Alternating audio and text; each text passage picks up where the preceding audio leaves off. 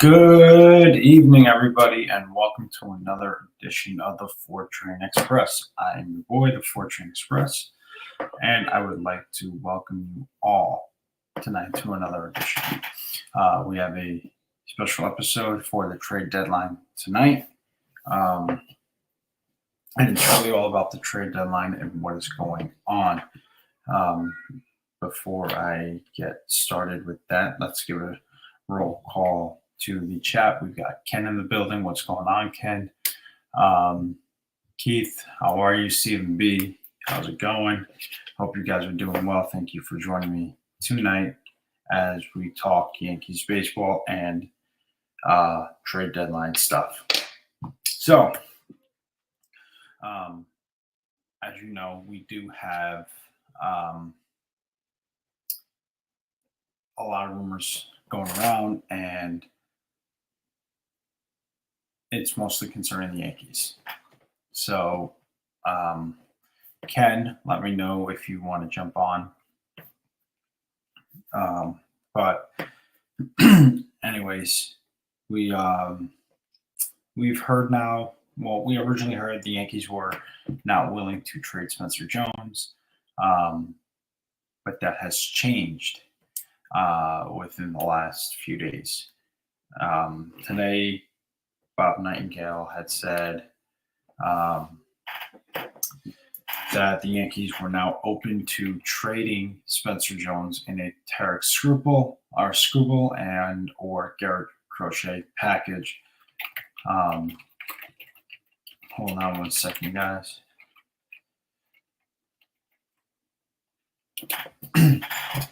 So that is the biggest news that we have heard from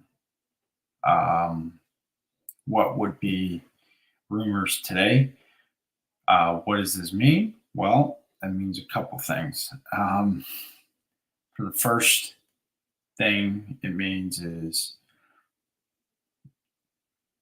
the Yankees now put themselves in a better position to acquire guys.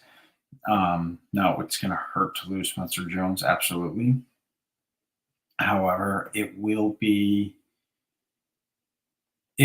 them a chance to really revamp on areas that they are in desperate need of. So that's something that we have to remember as well. Now, whether or not they are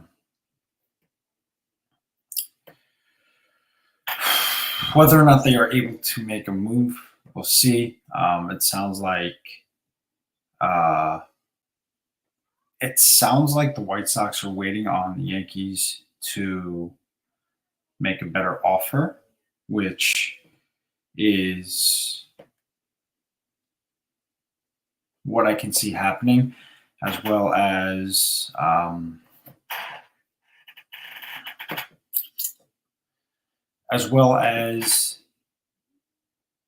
other teams as well. I mean, we've heard the Dodgers are also trying to make a push. I don't know how that would end up. Again, it's something that we would have to see. So give me 1 second, guys. Let me just get this in here. Give me 1 second. I apologize.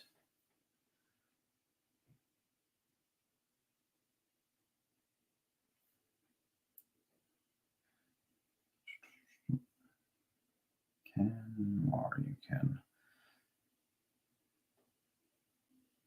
All right. Send message. 1 second, Ken.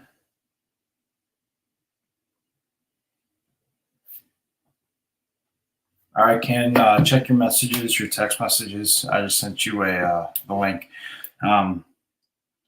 Anyways, we've heard the Dodgers were talking with the White Sox and possibly getting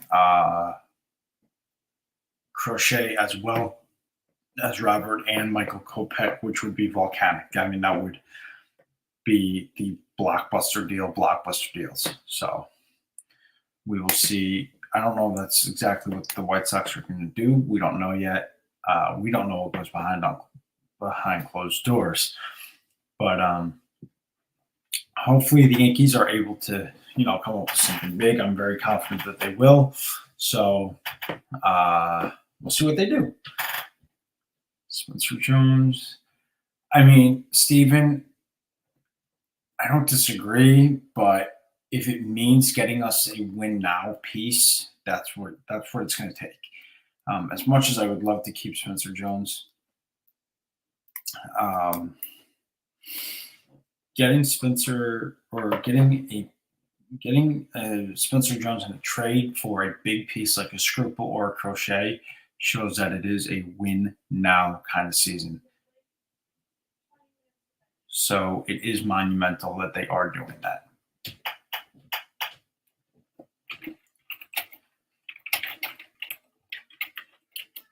So we will see what happens with that.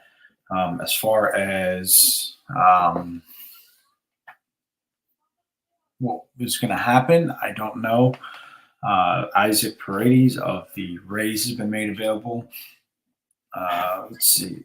There was one other, the first baseman. You give me a second, I can look his name up. He's also been made available. So, hold on. Hey, Ken. Hey, how's it going? It's going. Just talking about how the Yankees have now officially made it that Spencer Jones is going to be available for trade. Well, I've been predicting if we signed Soto that he was going to become available anyhow. Yeah. I think we're holding on to Dominguez. You've seen him perform at least on a limited basis at the major leagues, and he looks like he has the stuff. Now the question is whether he can stay healthy enough to be on the field. That's my question mark with Dominguez as well, is his health. So, I mean, that's something that we're gonna have to see, because that's yet to be seen, because we don't know if he can't stay healthy. With Spencer Jones now being on the table, for you personally, does it make it seem more likely that they will be able to pull off a deal for a Crochet or a Scooble? Sure, it would be possible. I don't think we need it. If we pull off a trade for a Tariq Skubal, he's an impact starting pitcher. But right now, we can't score runs. Yeah. We have 3 hitters in our lineup, and that's it. Yeah. Just like today. Hitters 4 through 9, big freaking 0. Yeah. It's rough. I mean, then on the other hand, you look at Tampa Bay, who's putting up Isaac Paredes. They have also, who was it? Their first baseman, Diaz. Yep, Yandy Diaz, and Randy Arozarena, and Zach Eflin that they were putting up on the block.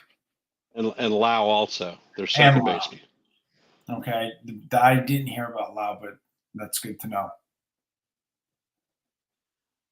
We'll put it this way. If you look at the composite of Tampa Bay's farm system, they are very deep in middle infielders. Yeah. So with the loss of Wander Franco, a Paredes, or a Lau, they could replace them at will. They're very high ranked in their farm system and probably pretty major league ready. Yeah. They have some decent outfielders in their farm system. What they don't have is starting pitchers. Yeah. So everybody that even was close to being a serviceable starter, when McClain went down, when several of their other starting pitchers went down, they're in the majors now. Yeah. So they'd probably be looking for a starting pitching package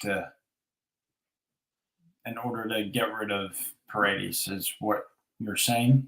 Yeah, without doubt. And that's why I think part of the reason that the Yankees draft this last week consisted of 14 starting pitchers and 2 relievers.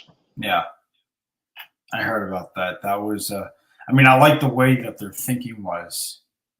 in that sense. Because now, like a trade where you would have to give up a Hampton wouldn't hurt as much because you have all that pitching that you drafted. Well, my initial take on the draft would have been that organizationally we're very weak at corner infielders on both sides of the field, first Yeah. and third. So I would have tended to think that we were going to draft at both of those positions to bolster the farm system. However, if we pick up an Isaac Paredes, he locks down either third base or first base. He's been at both places. I tend to think that we're going to play him more so at third I than would think anything. so too. If you look at the Yankees as an overall unit, we haven't had a solid starting third baseman since A-Rod. No, we haven't. So Paredes would fill that void and that gap that we have. Well, Paredes also has a 137 WRC plus. I heard about that. His numbers with runners in scoring position, he's hitting 294 this season with an OPS of like 905. Jesus. Well, guess what? Big holes for us right now. And you plug him in as a 4-hole hitter. Yeah. I would see. I've always been a fan of Paredes. I've always been a fan of his game, and I've always been a fan of his bat and his defense. So I would not be opposed to trying to get him. Honestly, if you look at the players available that could possibly move us towards the World Series, Paredes is one of very few that could possibly do it. Yeah, I agree with that 100%. Jason of 161 River Ave, shout out to him.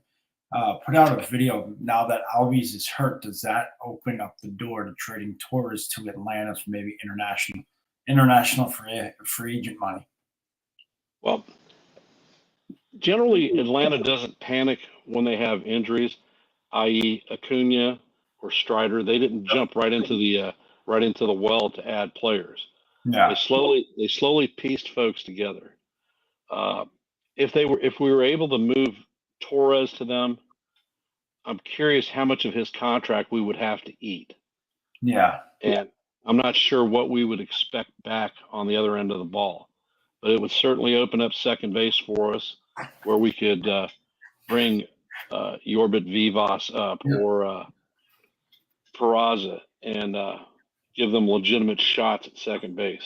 Yeah, because I think it's time that we cut. I mean, I don't know if it's going to be something that's going to be done, but I do know that it is time to move on from Torres. He has been an absolute disaster this year.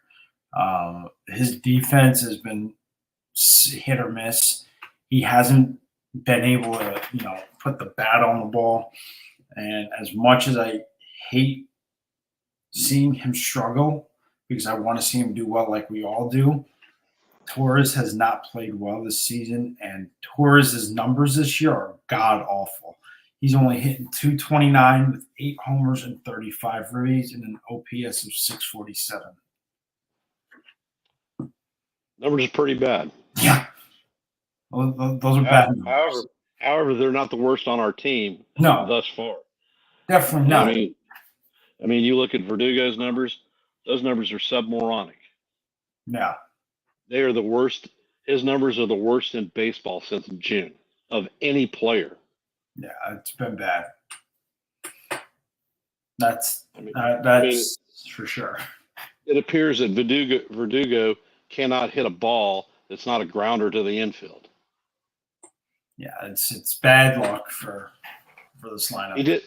He did get robbed of a line drive that could have been a bases clearing double, but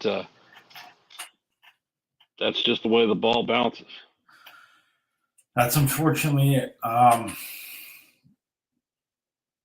don't even want to think of what Torres' WAR pluses or whatever it is that he has been so god awful this season in the defensively, more games than not. It's very hard to watch him play this year. He booted a simple play that cost us a run today, Yeah. and then I mean, then went and made a fantastic play, which I can't explain. Can't yeah, take a regular ground ball, but you can go out of your way and make the pull this dazzling play. fantastic play. It's I mean, sort of reminds me of Javier Baez. That yeah, guy could have 5 balls hit between his legs, but diving plays to his left and his right, he's come scooping and firing. yeah. Um, I think that if they are able to move Torres in whatever fashion they're able to, and even if they just get IFA money back in return, which at this point seems like is probably all you're going to get for him. Well, actually, not necessarily, because I was reading an article from the San Francisco Journal the other day Mhm. that the Giants are looking at less than a 12% chance of making the postseason. They've got to crawl over the Padres, over the Diamondbacks to even have an attempt at the wild card. Plus, they have the Mets, the Pirates. They're like 7 other teams ahead of them. They're hurting at second base. Mhm. Tyro Estrada has been their guy, but he's injured or there's something wrong with him because he's not playing the field well. Yeah. So there's a possibility that we could move Torres and his salary over to the Giants and end up picking up Taylor Rogers, which would be a lateral salary dump. But we probably Mhm. have to include a prospect pitcher in that deal. That sounds about right. But before we move on, we got NFE in the building. What's going on, NFE? Tyler Talbot, Rob Saxton. Thank y'all for joining us. Rudy, what's going on? Um, uh, yeah. I mean, what pitching prospect, would you think would have to go over there? Probably somebody like Messenger, Okay. not somebody in our top 20, that's for sure. Yeah. Yeah. I wouldn't think it would be someone top 20, but Zach Messenger might get it done. So, I mean, if you look up on Baseball Savant, Taylor Mhm. Rogers' numbers, he's a left-handed pitcher. Yep. He's working over a strikeout an inning, so he profiles as a strikeout pitcher. Okay. Not he's got a lot of pluses. Run rate on his fastball is good.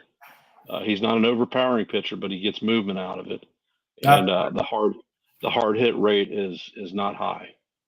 So Interesting. that would be the type of left-handed pitcher that people call a dumpster dive that could be very effective with us. So there was a guy that was just outrighted by the Dodgers, Ken, and I wanted your opinion on him. Um, Jose Hernandez. So Jose Hernandez is a left-handed pitcher. He is 26. He isn't a free agent until 2029. Has a 3.38 ERA. He's 1-1. He throws high 90s, will touch 100 every now and then, and he has a devastating slider. Would that be someone that you would be interested in getting? Sure, with Blake as a pitching coach to fine tune the edges. What I'm curious about is why the Dodgers would move off of him. It's a great question, because that brings me to my next point, which is the Dodgers we're supposedly talking with Chicago about this volcanic blockbuster deal that included Robert Crochet and Kopech. Honestly, I think that's clickbait for the news. I don't think the Dodgers have enough assets to bring in Crochet and Roberts themselves. Yeah, Much I more or less agree with that 100%. much more or less add another reliever. I agree with that 100%. Jim Riley of Ball Cap Sports, I'm going to give him a shout out as well because he brought this up, and this was a great point. He thinks the Dodgers don't need Crochet. And I agree with him on that. The question would be, where are they going to employ Crochet at? Exactly. Are they employ him as a starter? Because I think his innings burn is over the top. I don't think he has many innings left. I agree with that 100%. I think he's better suited as a reliever. I always thought he was a better reliever, but that's just me. I think with Crochet, he's the type of pitcher that will last longer in the bullpen. Without a doubt. Without a doubt. And he's got the stuff where he could actually be a closer. Absolutely. And I think for all intents and purposes, let's play devil's advocate here. Let's say the Yankees go out, they end up acquiring Garrett Crochet. That could be the guy that replaces Holmes as the closer. Well, there's no doubt about it. He would be the guy that replaced Holmes. So, because at least this year, because we certainly can't depend on him in the rotation. So I would have to say that is something I didn't understand why the White Sox would do that, why they would transition him to a starter rather than just leave him in the bullpen. Well, if you look at the teams that are lined up to be buyers right now, there are at least 7 teams that need starting pitching. Yeah. So hence, you get more people fighting for that one bone. Guess what? The price goes through the roof. Yes, it does. Yes, it does. I mean, honestly, if I was looking at it with my mindset being hitting, and not the need for pitching, the person that I would be looking at would be a low cost acquisition. It would be Tommy Pham. He's on a 1-year deal. We probably end up paying him like $1.2 million. He is a left fielder.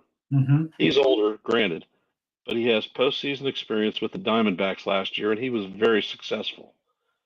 Verdugo is slumping and can't hit water if he was sitting in a damn boat. If Stanton doesn't come back strong, Pham is also DH'd, so he could slide into one of two positions very easily. And if Verdugo gets his crap in one stock, then we've got another excellent bench outfielder, because we have 2 people that are on our bench right now that are there collecting a paycheck and have a heartbeat, and that's Jumai Jones. For the life of me, I can't figure out why he's still on the roster. I can't. I've never been able to figure out why he's on the roster as well. So I'm with you on that. And J.D. Davis, He has 1 hit with us, a handful of appearances. He wasn't very good when he got DFA'd, and guess what? He hasn't gotten any better coming to the Yankees. Yeah. Great point. Brandon brings up a question as well. How you doing, Brandon? He was talking about the video that Jason put out earlier about Spencer Jones being put on the table for Tarek Skubal. I am all for it.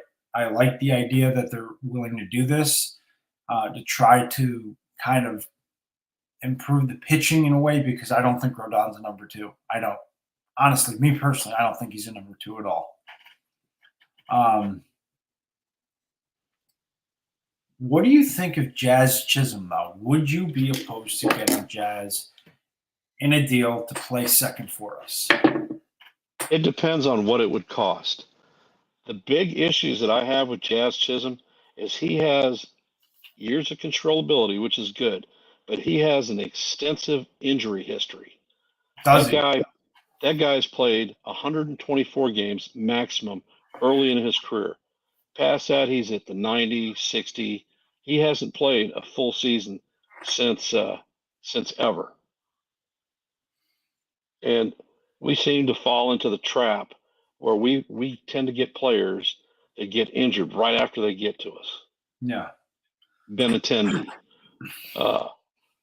Montas, Sonny Gray. I mean, the list goes on and on. Yeah. Although a lot of them suckers are from the A's, who I wouldn't trade for a glass of water from anymore. That's interesting.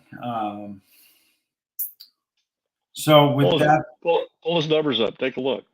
yeah, I saw his numbers, and I see where you're getting at with games wise, where he's at. He's only played 100 or more games once in his career, and came close twice in his career. So Well, coming close means that he's missed over 60 games in right, those two that's what I'm seasons. saying. So I see where you're getting at with that. So if we're going to trade for him, I'm not wanting to buy large Yeah, because no, there is certainly an injury potential there. yeah, I agree with that. That's a very valid point. With Jazz possibly being an option and Paredes possibly being so let's say they go out and they get Paredes, they end up getting him from Tampa. You can still leave Ben Rice at first, which is fine because he's been great there.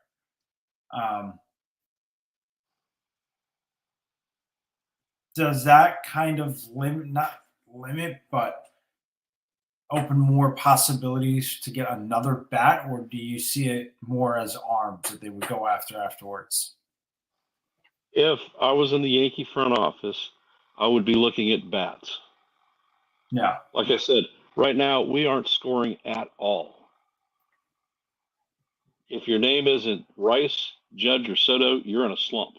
yeah, That means that you have 6 non-productive bats. yeah. Very true. Very, very true. It's. I I mean, mean, it's. for God's sakes, we're putting Wells, who's hitting 219, in the 4 hole. I mean, they don't really have much options, do they? Exactly. There is not anything there for us to grasp onto. Your only hope might have been if Jason Dominguez was healthy. Right, but he's not healthy. No. And we don't know if he's going to be able to stay healthy. Yep. So that's the Honestly, other Jason, issue. honestly, Mazza, I would be surprised if he actually made it up to the big club this season. Jason? Yep. Yep, I'd be surprised too.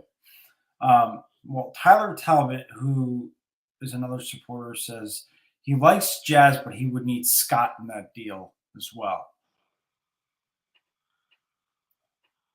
Well, Scott is the type of left-handed arm that we definitely could use in the pen. Yeah. Here's Uh, another arm I was thinking of, and I've been talking about it quite a bit, is Andrew Nardi. He's yep. also a lefty. I would take him or Scott, but one of them would have to be in that deal. Well, just remember, Nardi has a high ERA right now, Yep. and you would need Blake to work some magic with him to figure out where exactly his sweet spot is. I mean, Blake did miracle shots with Michael Tonkin, who was DFA'd 3 different times, and now appears to be the best reliever we have on our staff. And and Cousins. Cousins was a freaking train wreck, Yep. but he has been quite effective his last 5 or 6 outings. Yep. And changing the grip of the 4-seam fastball with Weaver has changed his complete game around too. Yep. So I mean, there may be minor tweaks that Blake could do to Nardi to get him right. And the plus with Nardi is you get controllability with him. And that's If you pull Scott, you've got a 3-month rental, 3/4 month rental. Yeah. And personally, I don't know they would resign Scott though, especially if they're looking to resign Soto. Have you looked at the 2024-2025 free agent list for relievers? I have not. If you take a look at it, the top closers that are listed as possible free agents are Kenley Jansen, parrot man from the Orioles, Kimbrel, Okay. and Clay Holmes, with the possibility of Tanner Scott. Well, there's no way in hell that the Yankees are going to try to re-sign old man Kenley Jansen. No. And as far as Kimbrel, he's past his prime and blows just as many saves as Holmes. So why would you want to invest anything for him to be the closer? So your choices are going to be sticking with Clay or fast forwarding to Scott. Yeah. And there was some talks, though, or there was a rumor that was on MLB Trade Rumors about the Yankees talking to the Cubs about Jameson Taillon. I am a hard no on that. I liked Taillon when he was here. I liked how he played for us when he was here, but that ship has sailed for me. If you're looking at actual deadline acquisitions, Taillon doesn't put us in the World Series. That's what I'm saying. Like, that's a hard no for me. And if you look at any successful major league team in the postseason, they have three pretty much locked down starters. Yep. That they run in their in their 5-game sets. Yep. Well, in our rotation, Jameson Taillon isn't in that top three. Hell, he might not even be in the top 4. Yeah. So that would be a pass as far as I'm concerned. As far as I'm concerned, I'm right there with you. And I think Nestor Cortez, it's time to ship him off too, because he has been god awful. Well, he hasn't pitched well. I will give you that. But I sat down and I did an analytic review last night of 5 starters through the major leagues. Okay. You know what the average 5-starter numbers are? No. 3 wins, 7 losses, 5.95 ERA, and a WHIP of in excess of 1.5. If you compare Cortez's numbers to that, he is significantly better than most 5-starters. Really? He is. That's a surprise. That's a surprise.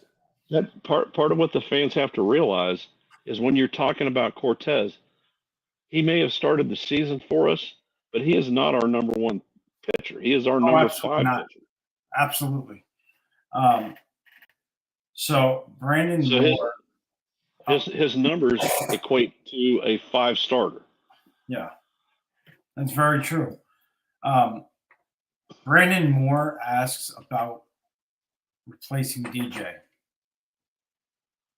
I don't see it happening because they have too much money invested in them. The questions are, who do you replace DJ with? Exactly. If DJ is put in the role that he actually should be in, which is a utility infielder, he should not be an everyday starter. He doesn't have the legs for it anymore. His range is limited. He has a decent glove on both corner posts. He cannot play second base. He just doesn't have the range for it. No, he doesn't. And his bat is below average. It's substandard. Yeah.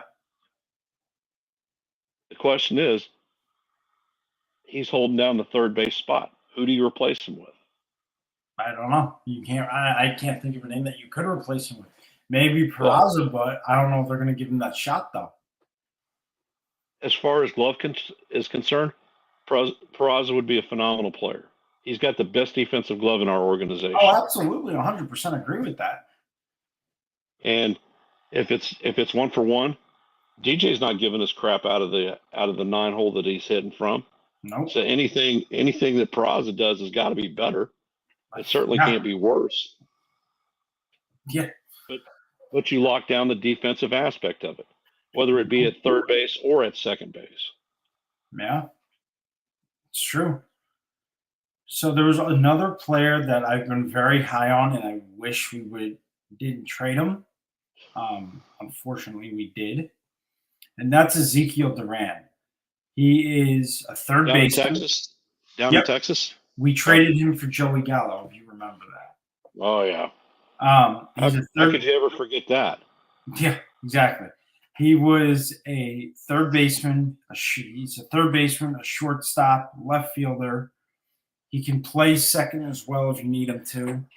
Um, Did didn't he just get DFA'd? he did. So he's out on the open.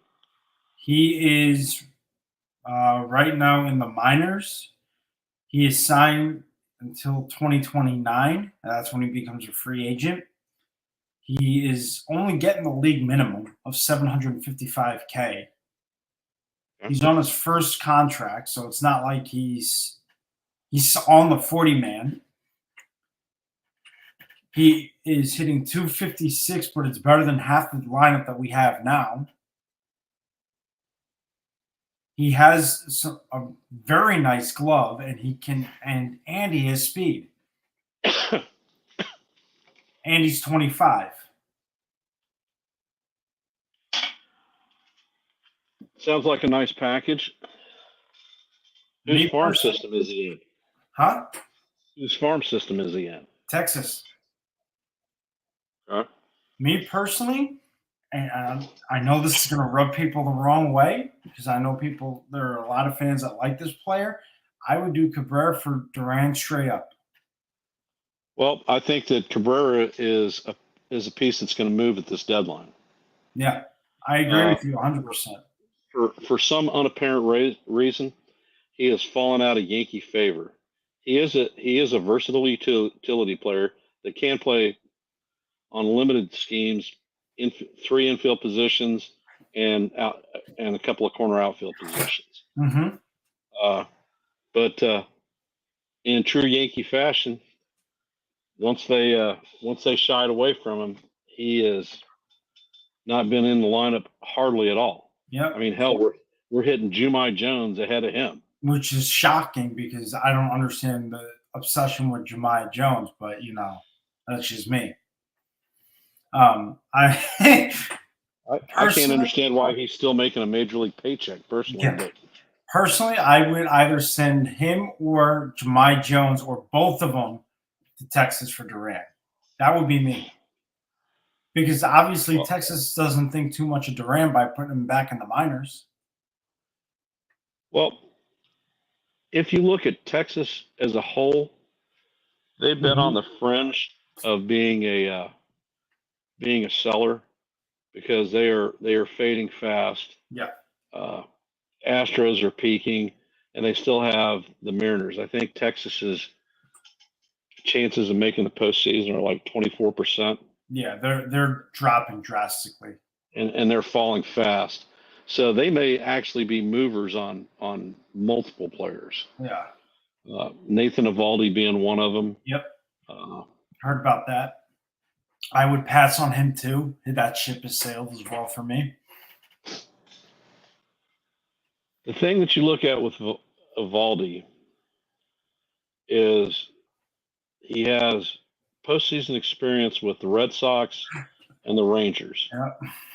And if you look at our starting staff, postseason experience extends to Garrett Cole. Yep.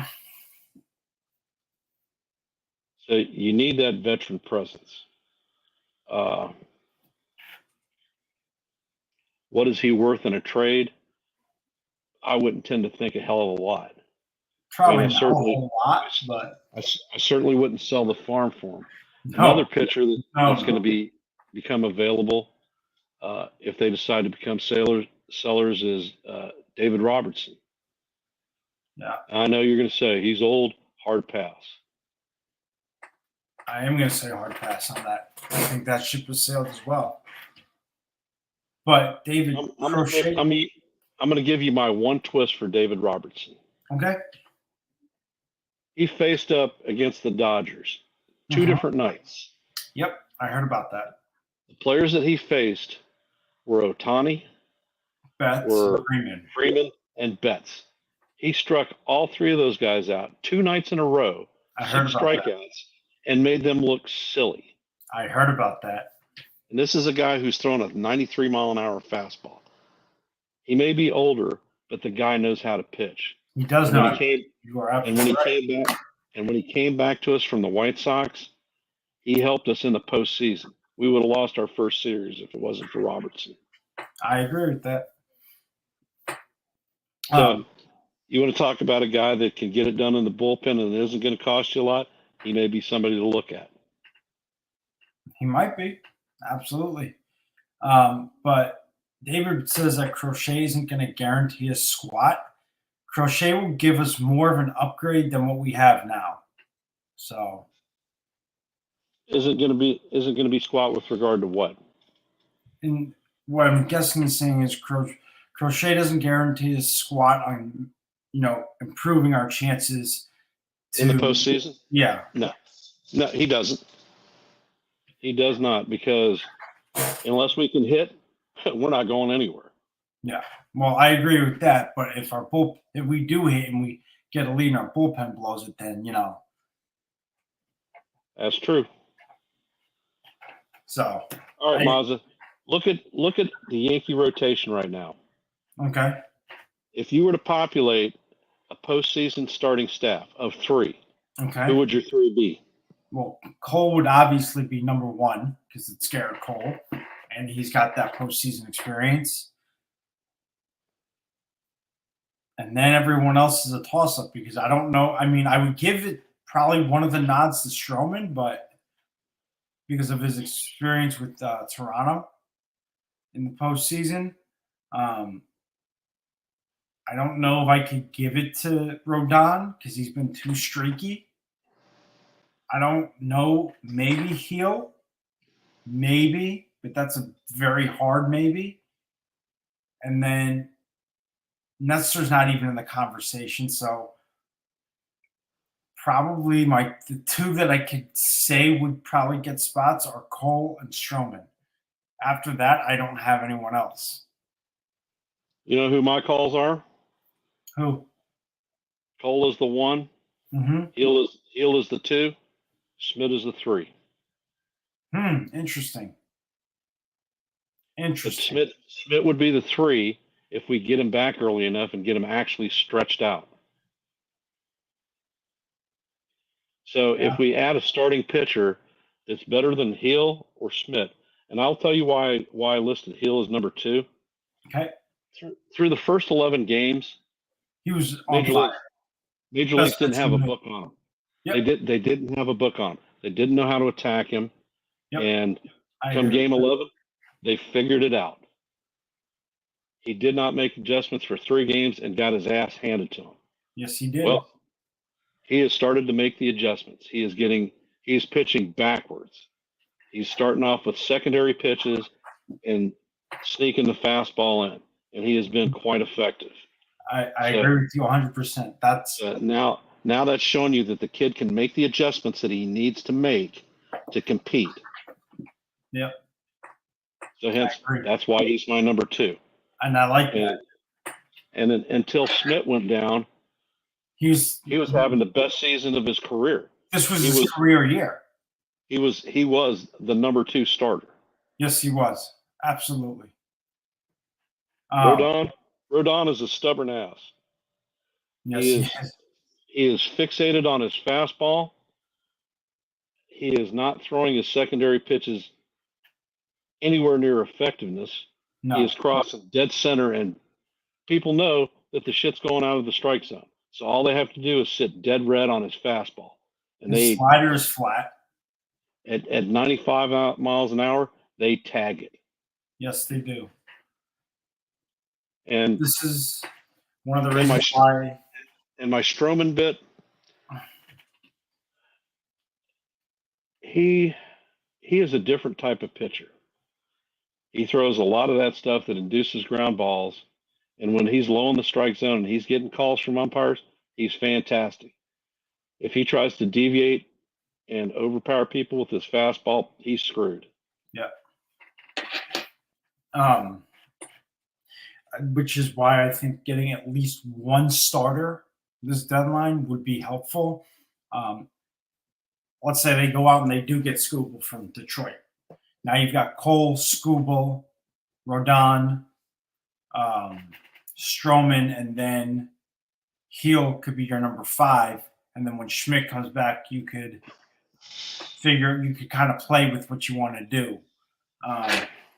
But at least that gives, if we were to get Skubal, not saying it's going to happen, but if we were to get Skubal, that would give me a little bit more comfort in the rotation than what we have right now. Not saying that Heel hasn't pitched great and started to turn around, because he's been fantastic of late. 100% agree with you on that. However, Rodon has been god-awful the last few starts. His slider was flat. And we have him thrown tomorrow to avoid the series loss. So, getting another starter would not hurt on top of a couple of bats. Okay, if you're not willing to trade Jones, what starters are you out there looking for? The Yankees have already said they're willing to trade Jones. And I would trade Jones. I'll believe you've heard it from a reporter. You haven't heard anybody from the Yankee front office say they're willing. This is true. So until I hear something coming from Cash's mouth or from Hal's mouth, I don't believe it. Here's my thing. If I had to trade Jones for anybody, it would be Skubal. And here's why. Tarik Skubal is, where are we here? Tarik Skubal is not a free agent. Where are we? 2027? I believe it is 2020. He's not a free agent until 2027. So that is another 3 years of team control. Well, 2.5 if we got him this year. He is on pace to win the American League Cy Young this year. And having him behind Cole as your righty-lefty 1-2, that to me is a lot better than having Cole Rodon as your number 1 and number 2. Without a doubt. And that to me gives me more hope in the postseason than it would if we had Rodon behind Cole. Plus, he's 27. Okay. Now let me throw another name at you. Okay. Jack Flaherty. Jack Flaherty. Interesting that you mentioned Jack Flaherty because the Yankees have been linked to him as well. I watched him pitch on Friday. Okay. Master class. Okay. Very solid pitch. It wouldn't be a bad get. I wouldn't mind it. I wouldn't have an issue with it. But where do you slot him in the rotation? Right now, number 3. So you would put him at number 3, and then who's your number 2? Heel.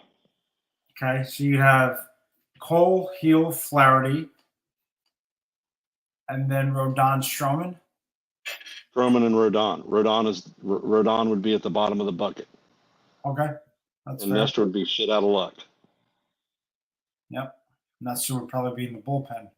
Where does that leave Heel? Heel was number 2. That's right. Heel was number 2. Hell, you could flip Heel and Flaherty and give Flaherty the 2 slot and Heel the 3. Yeah. Good. It's an interesting way to look at it. The other thing too, when you're looking at bullpen fortifications, depending on what state we get Smith back in, he may slot right into the bullpen. And we still have Poteet that's out there. I don't know why he's not back up in the bigs. We were told that it was a minor injury. So those would be 2 big filler pieces in the bullpen. Yep. Plus, Jack Flaherty does have postseason experience. He does. With St. Louis. Yeah, indeed he does. So that also helps.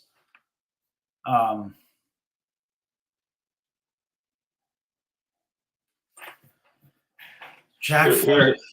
Here's a fringe one for you too, and I know you're going to hate this one. Okay. The Mets turn into sellers. Okay.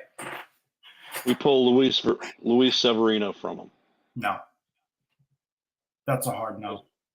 Have you looked at his numbers? I have not looked at his numbers of late. Look at his numbers.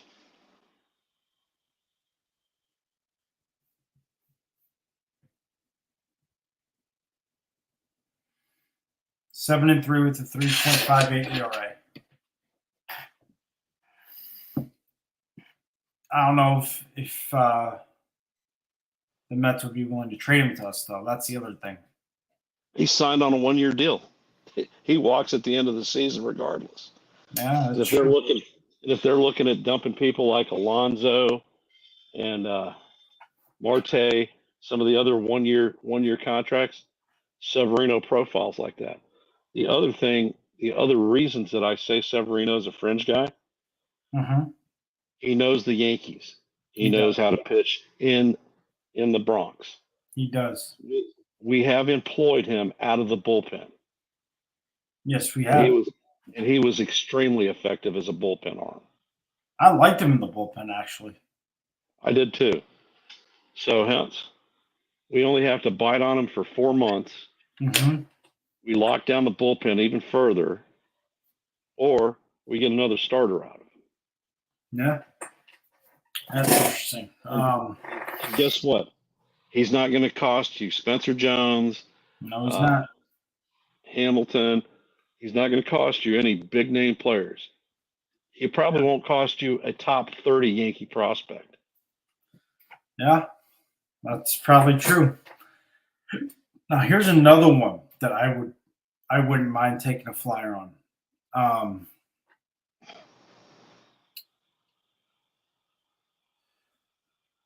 Hold on. And that would be Tyler Anderson. He's a left-handed pitcher. From the Angels. And with the Angels, he's 8-8 with a 2.97 ERA. Yeah, that'd be someone you would be interested in. He is definitely one that I've looked at, and the closer from the Angels too. Estevez, I would want him too. The only questions I have is what's the price tag going to be? Yeah. It'll probably cost you a Chase Hampton for one. It'll probably cost us a Brandon Maea. I don't know if it would cost us a Dominguez or a Jones. I don't think so. I think that's the highest it'll go will probably be Chase Hampton, which I would be okay with giving up, especially if we're going to give up that for him and Estevez.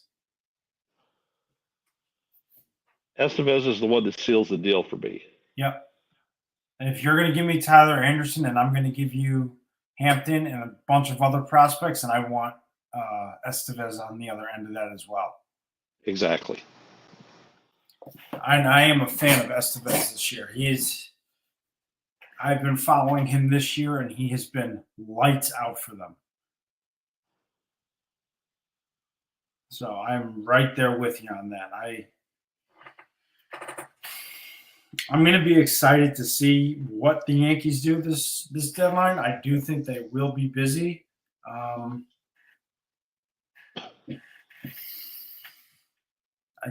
not sure who they would get. Now, here's something else that I have been hearing a lot is Rengifo. If you could get Rengifo as well as those three, as well as Estevez and Anderson, would you do it? Nope. Pass. Why? Rengifo is a line drive hitter. Okay. He is on the DL right now because of a wrist injury. Okay. What kind of player do we get back? Are we going to get back 100% Rengifo, the 316 hitter? Are we going to have a guy who's going to be favoring his wrist and not being able to drive the ball like he has been? Fair enough. Like I said, the big caution lights start flashing whenever I hear the word injury. Yeah, no, I agree with that. That's fair. Until a month ago, I would have said, sure, why not? Yeah. What happened to his wrist? I don't know, but he's been on the DL for 15 days because of it. Interesting. Very interesting. I don't know. I'm If it was a light stinger, he would have been on it for 7 days and been back. But he's not. yeah. That's fair. What do you see happening this off or this deadline? I think that the Yankees have to make a showing for Soto. Mm-hmm. If we don't show Soto that we're serious about actually contending in this postseason and going for a series win, I don't see any way that we retain him. Okay. So we're going to have to make some moves. And we may have to sacrifice some pieces. To me, an acceptable loss would be if we actually made it into the series and didn't win. That would still be a win in my eyes. Okay. That's fair. If we go through the postseason and get knocked off by the fucking Astros in the second round, no, unacceptable. Yeah. Agreed. So if the Yankees ended up trading a guy like Spencer Jones or Jason Dominguez to get the pieces that they needed, I'm willing to move them. you're willing to move both of them. Not both of them, one or the other. Okay. I don't think we have to. First of all, there's not a player on the market that I'm moving Dominguez and Jones both for. That's fair. I'm 100% in agreement with that. That player doesn't exist. Well, he does, and he's already on our team. Exactly. if I'm moving Jones, say for Scooble, that's acceptable to me. I would be willing to do that. Okay. Would I be willing to move Jones for Crochet? Hell no. Unless you've got something else on the back end with Crochet, correct? It would have to be. Just a straight up me giving Jones and prospects for Crochet, you can freaking forget it.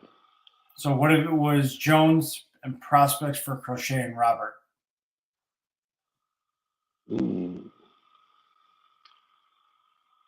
That would probably be something that I'd be willing to do. That way you could DH Verdugo and give him some time off. Yeah. Try to get him out of the slump that he's in. Yeah, but I could do that with Tommy Pham from the Sox also. Yeah, but Robert's the better hitter. He's younger and has more control of years. Understood. But remember, controllability blocks. If we bring Roberts in, Roberts is going to block Dominguez coming up. Okay. If we bring Pham in, Pham is out of here at the end of the season. He does not block Dominguez. He's on a what, 1 year deal? 1 year deal. He'd cost us $1.25 million. Let's say they did get Robert and Crochet.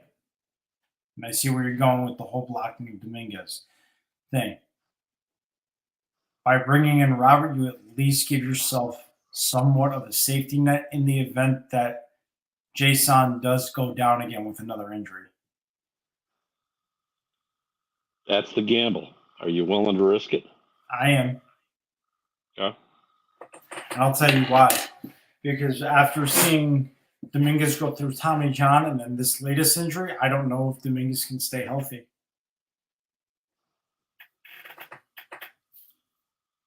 Is it that Dominguez can't stay healthy, or he was pushing himself too hard and not fully healing Could have been both. to try to get back up to the major leagues? Could have been both. Because we have Soto here for on a 1 year deal. Yep. It's been an exciting team. I mean, hell, we were monumental until this freaking Stretch out. downslide that we had. Yeah. Yep. Who wouldn't want to be part of that? Exactly. That's exactly right. Who wouldn't want to be a part of that? You're So, absolutely right. did the kid push himself too hard and not fully recover and get hurt? Probably. But could it also be that he's also someone who can't stay healthy? That's also a possibility. He's been in the organization for 5 years. Mm-hmm. He hasn't had any other injury history. This is true. Well, So I can't believe at 25 he's just all of a sudden broken. yeah, that's true as well. I mean, we have to remember Verdugo's also here on a 1-year deal as well, so he walks too. Exactly. And that's the caveat. Verdugo's plays like shit. We bring Dominguez up. He rolls into his natural spot that he's going to take anyhow. Yeah. But like I said, the kid got hurt, so he got screwed. Mm-hmm. He could have rotated positions with Verdugo and the DH slot for Stanton while Stanton was hurt. Yeah, that's true too. Roberts an actual center fielder? Yeah, he is a straight up center fielder. Okay. And So does that mean he can play the does that corner mean- outfielder positions as well. I was about to say, does that mean we slot Judge over in left field then? You can, yeah. Okay. That way, what you're doing is you're giving Judge time away from center as well. As good as he's been in center, and I'm not taking that away from him, he can't be playing center field every day with his age, in my personal opinion. How old are you? 35, How old's Judge? 31. Are you broken down at this point? Oh, yeah. Really? Yeah. You can't go out there and field the ball and do that Partially stuff. torn UCL, blown Okay, out well. rotator cuff, labrum, all that. All right, you're more broken than Judge is then. Mm-hmm. He just has a dicked up toe. Yeah. And maybe at 35, Judge isn't playing the outfield anymore. Maybe. But at 31, he is. Yeah, 31, he definitely is. That is very true. I mean, yeah, Sean brings up a good point. I'm going to bring this up here, but Let me get my glasses on so I can actually read. it says Judge deserves a Gold Glove. Very true. I agree with that 100%. Stephen B says, I wouldn't move Jones because of uncertainty of Soto coming back. You need 2 outfielders if Soto and Verdugo go. We can't say that Soto's going to walk just yet because we don't know. But the Yankees need to show Soto, and by moving Jones to get a big piece back, that shows Soto that we are trying to be competitive. And Ken, I don't know if you agree, but moving Jones to get a piece like a Scooble or a Crochet and a Robert says, hey, we are all in to win. So that's more enticing for Soto to come back. I agree.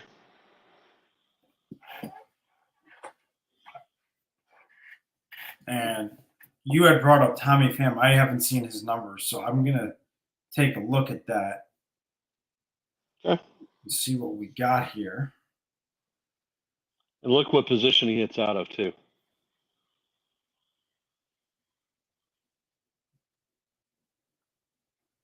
He's hitting 267, 4 homers, 64 hits, and 240 at bats. Isn't he a leadoff hitter? OPS? OPS, hold on. 713. Acceptable. And yes, he does hit leadoff. That's what I thought. OPS plus is 104. So he's above average as a hitter. He's been doing a lot of leadoff. So that puts a legitimate leadoff hitter in our slot. The other thing that you have to remember too is Birdie had a minor setback, but he is a prototypical leadoff hitter also. Yes, he is 100%. And I So like Birdie. We add a few bats like that, we lengthen our lineup significantly. Yes. and our ability to score runs goes up exponentially. Absolutely. Like I said, that's the thing. I mean, we're goddamn lucky we didn't get shut out today and yesterday. Yeah. I almost feel like because God's honest truth, if I was the Rays, Judge or Soto wouldn't see a pitch within 3 feet of the plate. nope. I might have considered just pointing to first base and sending both those jackasses off. Yeah. Say, okay, come on, Wells, let's see what you got. Oh, ground out into double play. Congratulations, no runs. Well, Judge and Soto are the only two guys hitting on this team, other than Ben Rice. That is not taking anything away from Ben Rice, but I'm talking full season wise. Right, understood. But the number one thing that we have to do is we have to lengthen our lineup. Yes. If we can't score runs, I don't care what pitchers we have. We're not going to win. That you would force every pitcher to try to throw perfect games. And that in our world, that doesn't exist. And what really hurt us was Stanton going down and Schmidt going down. Yep. That really killed us. Because Stanton was killing it this year for us. Stanton was on a 10-game hitting streak when he went down. Yes, he was. He had hit 3 home runs in his last 4 games. Yes, he did. And as mediocre as the average is, which it's not a great average. He's hitting 246. But for him, I'll take that.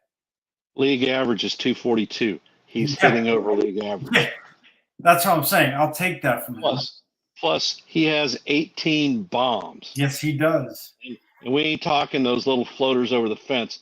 120 mile an hour laser shots. I wouldn't buy tickets at Yankee Stadium when he's batting in left field. No, absolutely. I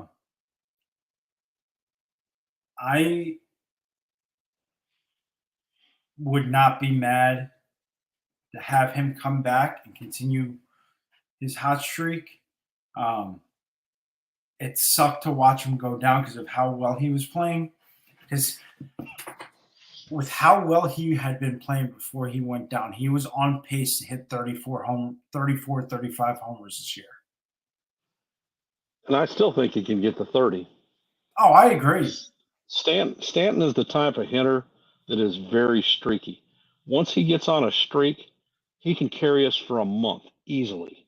Oh, alone. We wouldn't need Judge or Soto to carry us because of how hot he can get. Exactly. And that's my thing with Stanton is. And everyone wanted to DFA him before the season started. And I was not one of them. I said, let him play the season out. Let him see how he does. If at the end of this year he is still playing like dog shit, then DFA him. That's still a lot of cash. That's a lot of cash. Still a lot of cash, absolutely. However, I'm pissed off that we're still paying. I'm pissed off that we're still paying Hicks and fucking Donaldson while you're bullshitting. Yeah. He's still. He has proven everybody wrong this year. Stanton. Yeah. If you look at his numbers, when he went down, he was the 3rd best DH in Major League Baseball. Yes, he was. And people were still complaining. And he's the 3rd best. Because the thing is, it's not good enough. Well, that's an issue with Yankee fans. Yes. Is expectations and reality. And the one that I like the most is the amnesia that everybody gets around Mariano Rivera being the prototypical closer that never blew anything. Well, I'm here to tell you, I watched him blow a lot of games. He blew a lot of games in his time. Including the World Series in 2001. Yes, with he that did. Shitty little Gonzo hit that cost us the series. Yeah. You know what? I mean, they weren't tagging him, but it was good enough.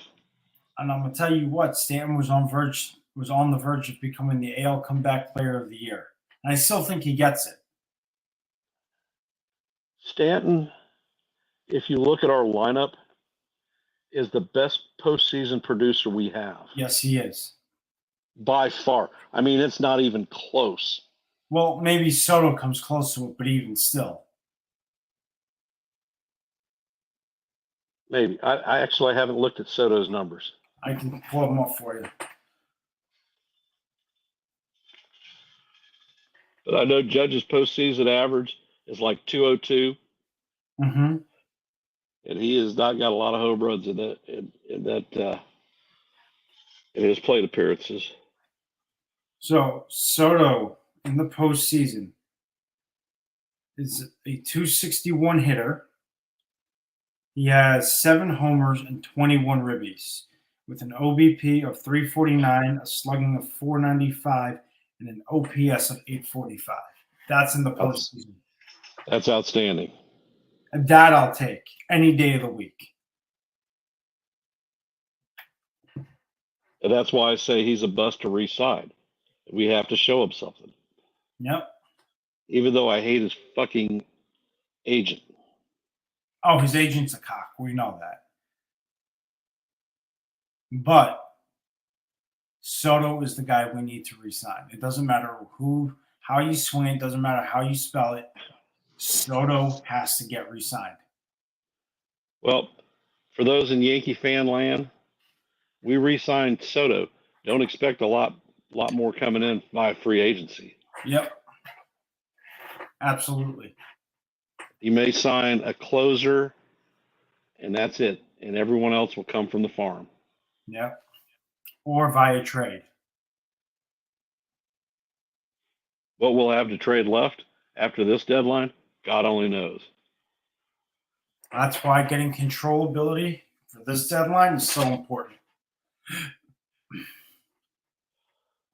But the things that you have to look at is we're going to burn some assets getting the players that we need at this trade deadline if everything goes as should.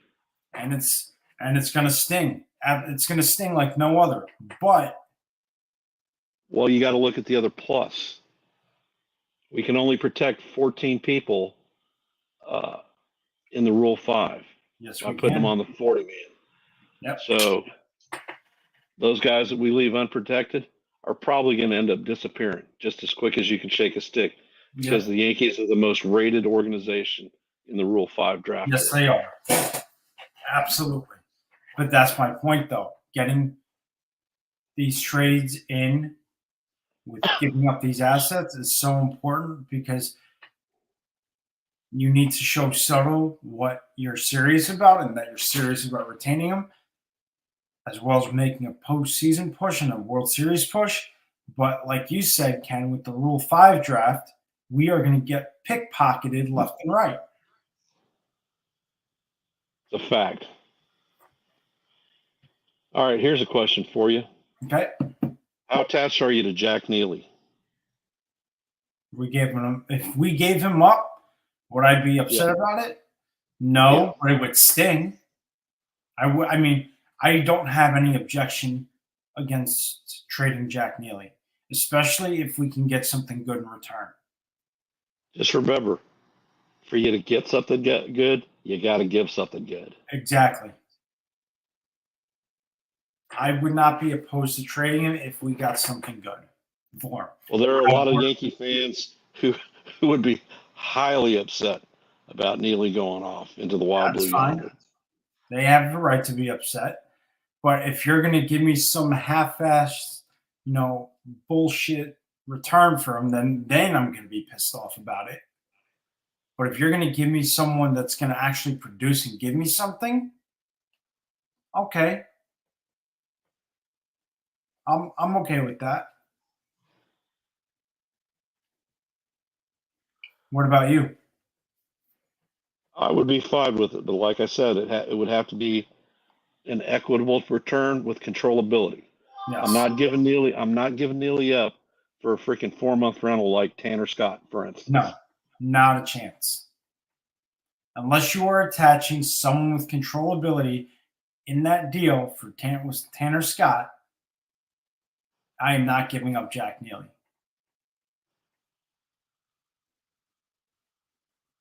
I'm not doing that.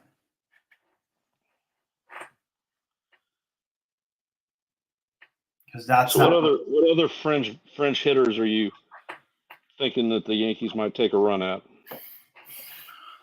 They would be smart to take a run at Paredes. There's a kid on Detroit that's a third baseman that I would not mind giving a shot because I think he could use a change of scenery as well. And that's Matt Vierling. Now, he's hitting 251. He has 12 homers, 41 ribbies, and an OPS of 728 in 323 at bats. And Matt Vierling is not a free agent until 2028. He's an outfielder and a third baseman.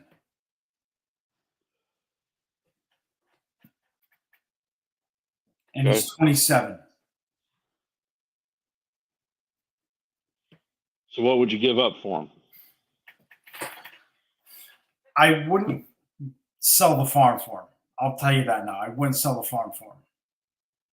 Now, if you're gonna, if you're looking at Detroit, okay, Detroit's areas of need are going to be middle infielders, okay, catcher. Okay. They have a top 10 outfielder in the prospects ranking, so they don't need another outfielder. Okay. And pitching. Okay. Like everyone else. Here's what I'm going to throw back at you. If I could get Struple and Vierling, obviously it's going to cost us Spencer Jones, more than likely. Right. I'd give him Spencer Jones. I would give him Peraza, because there's your infielder right there. Yeah. I would give him Narvaez, because that's your catcher. And I would give him Brock Selvage.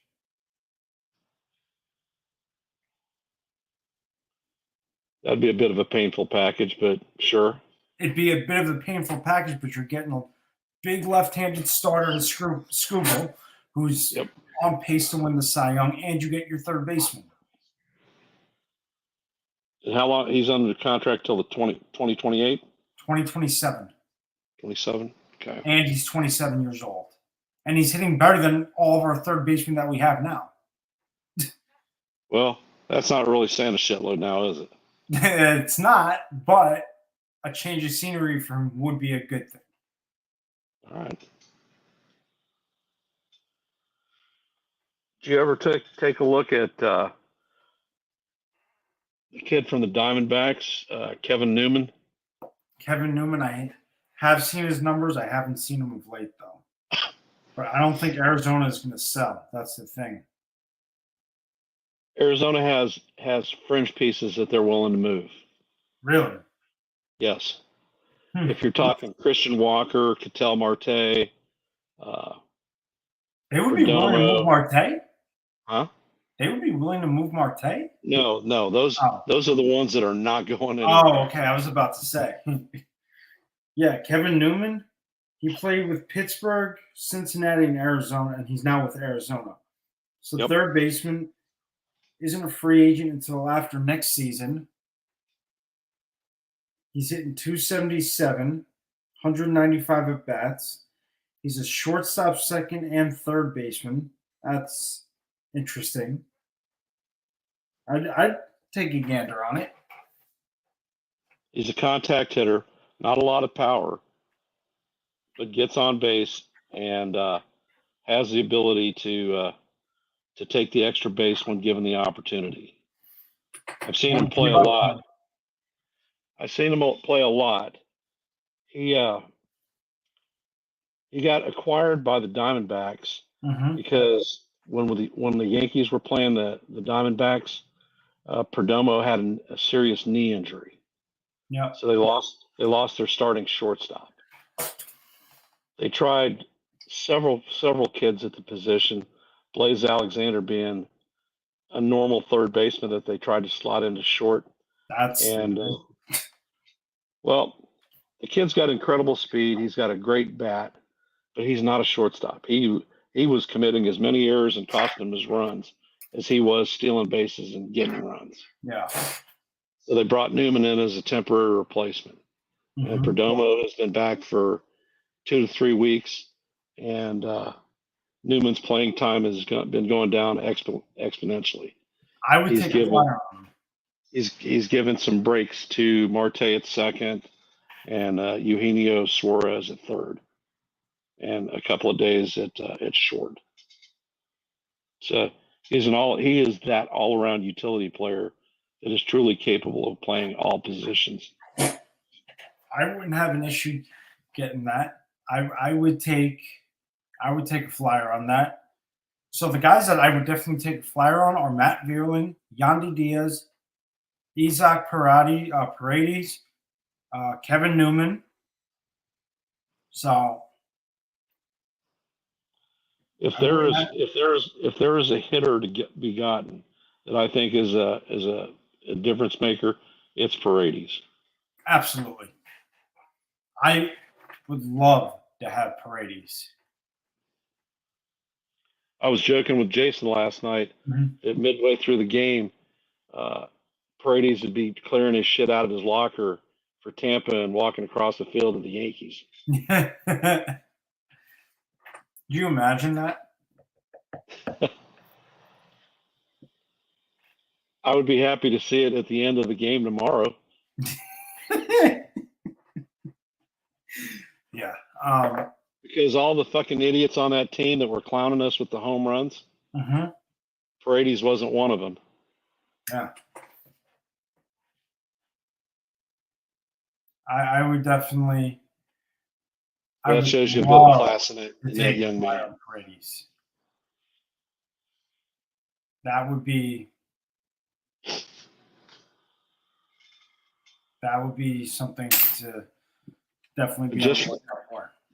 Just remember, atypically Tampa Bay wins trades, no matter who they trade with.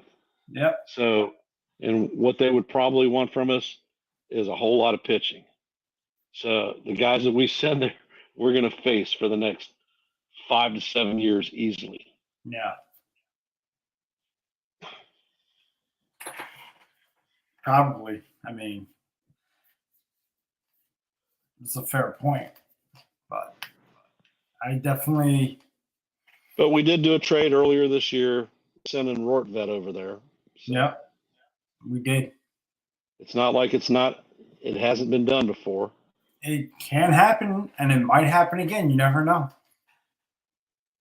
I mean, at this point, the Yankees definitely need to make the moves. I think they will. I think they're going to be busy this deadline. I think that for what it's worth, these trades are going to hurt, and we have to be prepared for that because you're absolutely right, Ken. To get something, you've got to give something. And the Yankees are going to have to give to get, unfortunately. It's just how it's going to work. I've seen some of these ridiculous trades. Send Torres and DJ over for Tanner Scott. Yeah, that's not going to happen. Yeah, that's really what they want to do. So Tyler Talbot brings up Jonathan India. Solid second baseman. Definite upgrade at the position over Torres. His hitting, he's actually a leadoff hitter, which would definitely be a plus for the organization. Would you make it? What would you give up in that kind of a trade? Well, I'm actually very skeptical that the Reds would move on from him. Reason being, they're 2 games out of the third wildcard slot. They're actually competitive. They've moved some of their assets to help bolster their starting rotation. They have a young core excellent infielders and outfielders, and they're a dynamic team. They're exciting. They're built in the Arizona Diamondbacks model on speed. Yeah. Well, So, there's a so report out. Okay, The I see Reds are something. reportedly willing to move rental players. Who's that? The The Reds. Reds are? Yeah. How many years is India under contract for? Jonathan India is under contract At least 2 seasons? until 2027. Okay.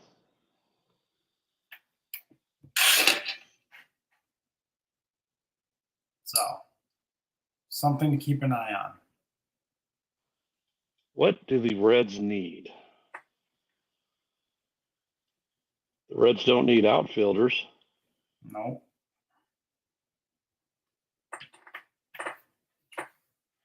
The Reds need starters. Mm-hmm.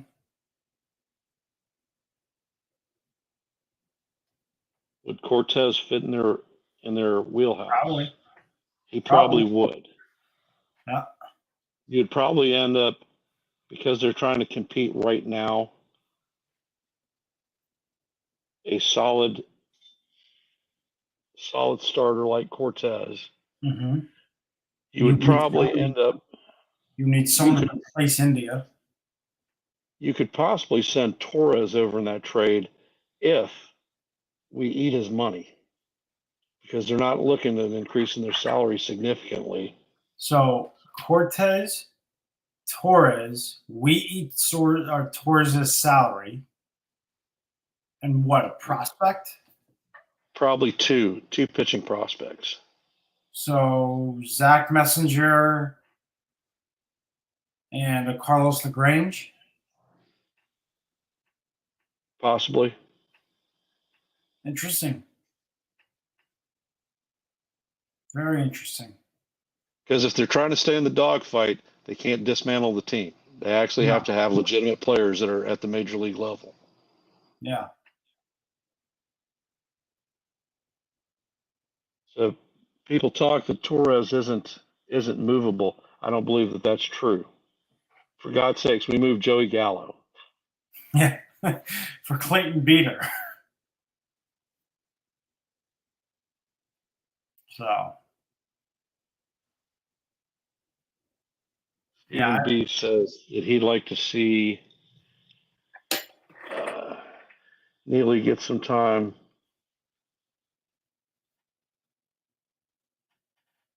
In place of bad relievers like Ferguson. Well, that's not a bad call either. No, it's not. Tyler Talbot says maybe they take Peraza back in that deal. Could be.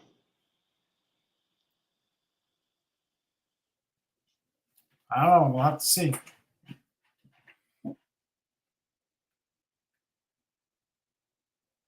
I mean, taking Peraza back would mean that they are getting an exceptional defensive infielder. Yeah. Over the past 6 weeks, Peraza's hitting 258 in minor leagues. Okay. Not bad. I mean, he's holding his own. Hell, better than what we're getting out of second and third right now. Yeah. That's not saying a whole lot, though, is it? Nope. But the thing that pissed me off with the Yankees, as it always does, is we bring freaking Peraza up for one day. And then don't give him the opportunity to touch the field, pick up fucking J.D. Davis, the guy who has done absolutely less than nothing, and we send Peraza down. Then J.D. Davis gets the flu, the 10-day flu. We bring up Yorbit Vivas, and guess what? He doesn't touch the field, and he gets sent back down. You know what annoys me the most? They brought up Yoandres Gomez. Touches the field, pitches fantastically, and gets sent back down. He's back up now, though. Yeah, I know. But why? He's out of options. So now it's either they trade him or they use him. Now they don't have the option to send him back down. He's got options. Let's see.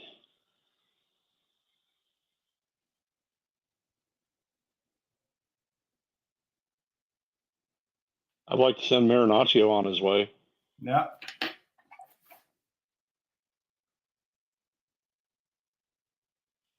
Marinaccio, Ferguson.